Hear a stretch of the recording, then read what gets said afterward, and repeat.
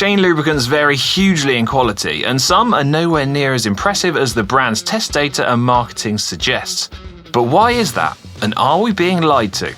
Well, I'm going to find out the truth by visiting Adam from Zero Friction Cycling, who are an independent company putting these products to the test. Ex-manufacturers making all these wonderful claims, and they likely have no idea whether the lubricant can actually do any of that or not. A manufacturer might, I guess, pay to have their product tested, but then they've just got a result that's a standalone result and they don't really have a reference. The more expensive lubricants, they're just flat out cheaper than the cheaper lubricants, just purely from a lubrication perspective. Adam. Hi. Look at this place. How's it going? Thanks so much for coming. Great. Good to see you, man. ZFC are based up in the hills of Adelaide, South Australia. And I've been waiting almost an entire year to line up this visit to chat to Adam. Thank you very much. Very honoured for you to come here and visit little ZFC up in Adelaide Hills. It's amazing. Yeah. Don't think I've ever seen a place that looks as cool as this. It's packed with cool bikes, gadgets, test equipment, hundreds of chains, and even a selection of RC cars. But I'm here to focus on how chains are tested. Yeah, that'll be a great topic. Obviously, that's exactly what we're all about, and I've spent a bit of time now investigating. Adam is someone with a vast knowledge of all things chain related, and it's fair to say counts as a real tech nerd. So I want to hear his thoughts on the chain lubricant market in general, but also on some of the specifics that can help everybody decipher the truth from the smoke and mirrors.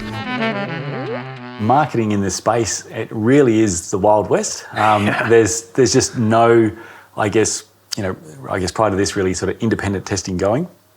And there's no, say, industry standard test for bicycle chain lubricants and no regulatory body around false advertising or anything like that. So when any manufacturer can basically make whatever claims they like for a lubricant, and there's absolutely zero need to be accountable or substantiate those claims whatsoever, things do get a bit out of control, and that's sort of what we, I guess, have seen. So there are literally, thousands of bicycle chain lubricants on the market, and they're all claiming a whole bunch of, wonderful performance attributes. Each one says they're better than the last one. Yeah, well, it's pretty much, it's just if ex-manufacturers making all these wonderful claims, and they likely have no idea whether the lubricant can actually do any of that or not, why would not another manufacturer do the same? They're not going to want to sit next to another, product on the shelf with comparatively sort of, crap marketing. Everyone's claims. fighting for their space, aren't they? Yes. So is there any sort of standardized testing protocol? Can one thing be compared to another? How would a company or a brand even go about starting this process off? Yeah, that's a really, I guess, big topic in itself. So there are some, I guess, really, some industry leaders like, say, Josh Portner of Silka and that are, I think, probably leading some efforts to try to get a actual sort of standardised test going. But it's still a fair way away from that because there's testing for, say, outright efficiency loss, but then how a lubricant performs in a clean lab is not necessarily how that lubricant is going to perform when you're out on your gravel bike or mountain bike. So is there a standardised protocol for testing how a lubricant either absorbs or resists contamination and becoming more abrasive and higher friction losses? What about wet conditions and so on? So it's pretty tough, and that's, I guess, a big part of why we don't have any kind of industry standard test at the moment. And without there being that, it does just make it open slather. You can literally just claim whatever you like for your product, and you have zero risk of really being coming back on that. That's right. There's no regulatory body's going to take you up for false advertising or misleading advertising because they have no way of assessing, what places sort of, from a regulatory standpoint going to say, you're claiming this cleanses, it lubricates. And how? We're assessing that it doesn't. They're just simply not going to be able to do that. It has been really hard, not just for cyclists, but also for, traditionally for tech riders at Cycling Media to actually assess how a chain lubricant's performing because they just don't have any actual sort of tangible way to measure or, check how it will just feel like a bicycle chain lubricant. Yeah. And so it has been quite tricky. And one of the things I guess we're trying to help educate and bring up overall with cyclists everywhere is just being more aware of how to, I guess, track their chain wear, because that's going to be for any cyclist really the best way for them to assess over time if this lubricant is doing what they were hoping to do. Yeah. And still, I'd say that good chain wear checking is at a fairly, it's got a long way to go. Sort of really, cycling demographic wide. And so, a lot of people will just, even if they are on a lubricant that's performing quite poorly, but it says it's doing all these wonderful things, and they even when they get a bit surprised by how fast their chain and cassette may have worn out and then needed to be replaced, they can easily think, well, wow, lucky it had all this great stuff, because it would have been even worse if I was on a lubricant that wasn't claiming that. And the other thing as well is, without people regularly checking their chain wear and sort of tracking that to some degree, cyclists can just say have an annual service with a bike shop, and the bike shop will just advise them they need a new chain and cassette, sometimes new chain rings as well. That's expensive. And it is. But they don't know. They don't know on that lubricant if the chain was basically at, say, 0.5% wear, and it did a pretty good job for the amount of kilometres and cycling they did that year, or if it was at 1.5 and 2% wear, and for the last especially 6 months of the year they've been riding a pretty clapped out, horrible running chain and drivetrain. They just don't know. A lot of people, when they get their new chain and cassette and bits on, it's like, wow, my bike feels amazing again. There's been that slow degradation they haven't, picked up. But again, they just sort of don't have that direct sort of tangible link of how well this lubricant has actually performed for them, because it could have been quite good or it could have been terrible. So getting into just that sort of, everybody having an accurate chain wear checker and knowing how to check, doing that regularly, they will actually be able to start to know themselves, is this product actually working for them? And that's a pretty simple check to make, isn't it? A chain checker tool, it's probably like £10 or dollars. Good chain wear checker really is a cyclist's best friend. But even if we're sort of not sure on the accuracy of one particular brand or model, still actually having one and using it, you are still going to be able to start to benchmark yourself for your riding, how a lubricant's going. And if you're thinking that, wow, that was a little bit not amazing, perhaps try something different. Obviously, it will help if you say perhaps try something in the top 15 of the league table that we have on zero friction cycling. It's going to be a great place to start, and you can sort of pitch that against what you were using before. So the league table you're talking about there is the information and the results that you have physically tested yourself. So this is using the equipment that we've got behind us, and you're looking at monitoring and measuring wear rates of chains rather than all-out efficiency. Is that right? That's right. Yes. Yeah. So, because again, all the outright efficiency testing that's been done, the trouble is, there's different protocols with different places around the world, so you get different figures to begin with that don't match, which is confusing. And B, again, they're clean lab based and generally pretty short. Not like real world. Not at all. So they're not going to match what's going to happen with your cycling when you go out. You apply your lube, you ride and you reapply as you need to. Chain maintenance levels vary quite a bit.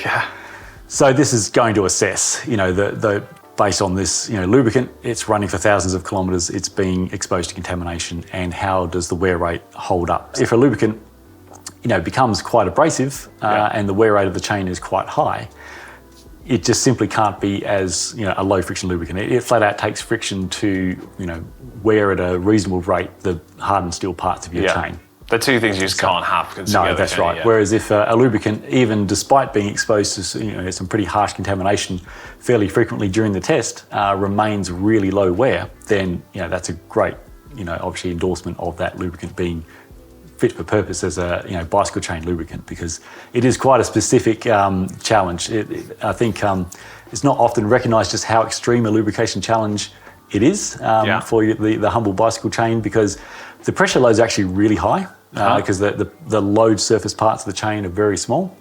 So you can get pressures literally into the thousands of PSI.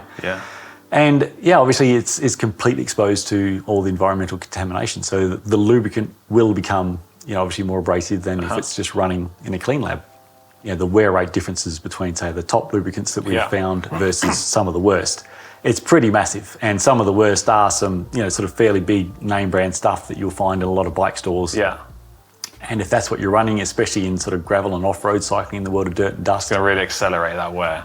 Some do. Some can be, okay if you're just dry road cycling, but they do have that propensity to absorb contamination very readily and become quite abrasive quite quickly. So taking such products out into the world of dirt and dust, you are making liquid sandpaper. So best and worst case scenarios, how much difference do you think we could talk about in terms of a chain's overall life? So really good lubrication and good care compared to the worst? Could we double the length of the chain life?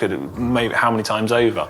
Best to worst, it's easily over 10 times. Oh, wow. So yeah, it's massive. So when manufacturers and brands are maybe going about commissioning tests, this is something that they can come to you to do, but also could be done at lots of different places around the world.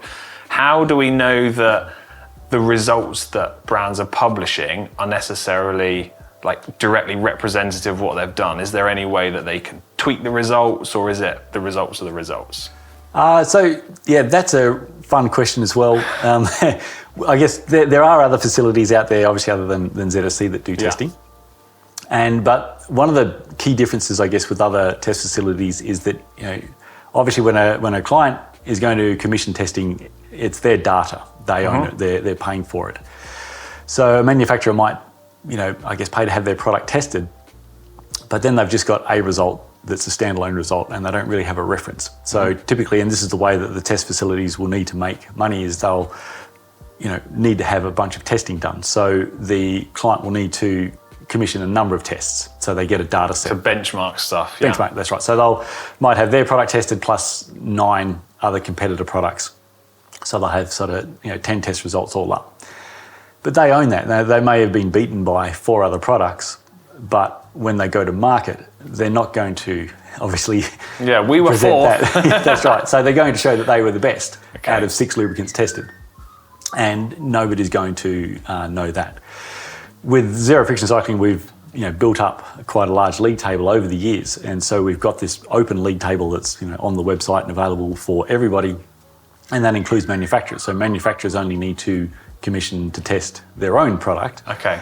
And at the end of the day, of course, if the test doesn't go as well as they would hope, they're not going to allow that data to go public. That'll stay private. However, if it does go well, then, you know, they're not going to just obviously automatically be able to slot on top. If they're not on top, they're going to slot into their where they are space on the league table. So does that mean people, like, brands can almost, if they're commissioning their own testing, they can just not quite cherry pick the results, but we can go, hey, the 4 that were better than ours, we're going to kind of forget about those and say, compared to these 5, we were the best. Yes, absolutely. Which, yeah, it does feel a little bit like that. It does feel like it's misleading, and no one's ever going to know. And I guess that's part of what you're trying to say, is that we need to have like a standardized process that everyone's then on this like level playing field. Yeah, that's the fight that you're fighting. Yeah, still agree. So I mean, we're chipping away, obviously, at a very small scale, because we're just at the end of the day a small little sort of, you know, hobby operation. But I guess we've set up the testing process, and I guess the model of zero friction cycling to have the testing side and the, you know, the retail side of the best products we find from the testing, which really covers that. We've sort of, I guess, been careful with that model, and that does help a lot, I think, for cyclists that are looking to get that independent information, that they can go to a reference source that, you know, the lubricants have been benchmarked exactly, you know, obviously as they are. But it is also very handy for manufacturers, because as we were talking about before with you know, the whole marketing debacle, there are obviously manufacturers who genuinely have put in both the human capital resources and the financial resources to develop a bicycle chain lubricant that's going to be fantastic on a bicycle chain out in the real world exposed to contamination. So I think something that occurs to me is people are often, the first way you would try to assess the quality of product is just off the shelf, looking at it and go, well, this one's the most expensive. You're kind of like assuming that it's the best, but that's really not the case at all, is it? No, absolutely not. So, and that's the thing, you cannot really tell by, you know, so I guess, you know, the price, if a product is going to be better or not. There are some, you know, high-priced lubricants that are absolutely worth the money. They will pay for themselves in no time. Because you haven't got to keep buying chains.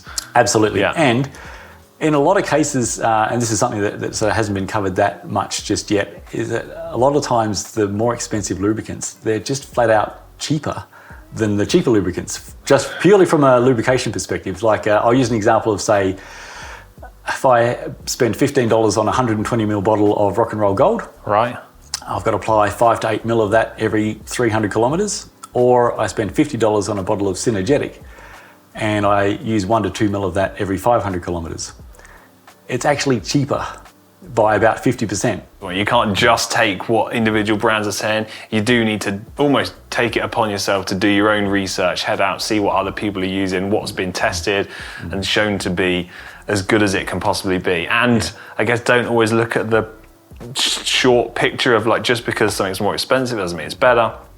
And also, like you just explained, like the overall cost and calculation of all the parts is like the key thing to factor in. Absolutely, and especially if you're talking, now sometimes up to $250 for a chain or $900. That's crazy. The takeaway for me is that everyone just needs to be mindful on what they're doing, and if you get it right, there's loads of money to be saved.